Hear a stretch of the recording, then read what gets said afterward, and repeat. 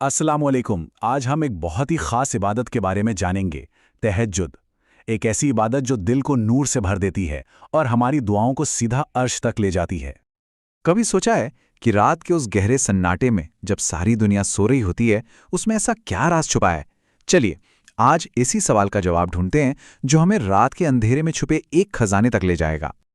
और इसका जवाब छुपा है एक बहुत ही खूबसूरत नमाज में जिसका नाम है तहज्जुद। हाँ, ये कोई फर्ज इबादत नहीं है। ये तो अपनी खुशी से, अपने दिल से की जाने वाली वो इबादत है जो एक बंदे और उसके रब के रिश्ते को बिल्कुल ही एक अलग मुकाम पर ले जाती है।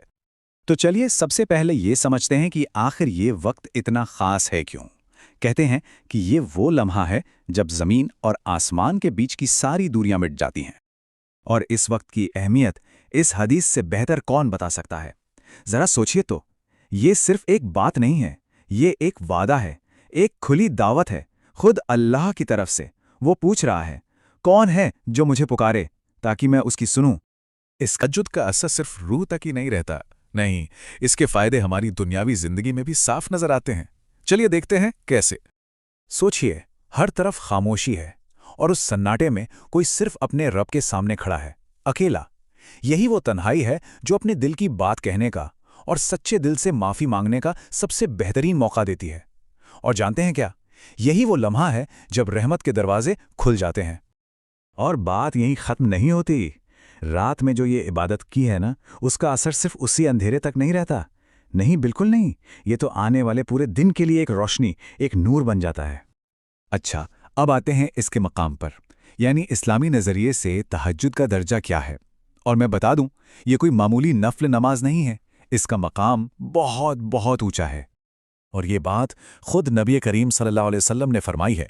उन्होंने कहा कि फ़र्ज़ नमाजों के बाद अगर कोई सबसे अफजल, सबसे बेहतरीन नमाज है तो वो तहज्जुद है। तो मतलब साफ है, जो कोई इसे अपना लेता है वो उन खास लोगों में शामिल हो जाता है जो अल्लाह के सबसे करीब हैं।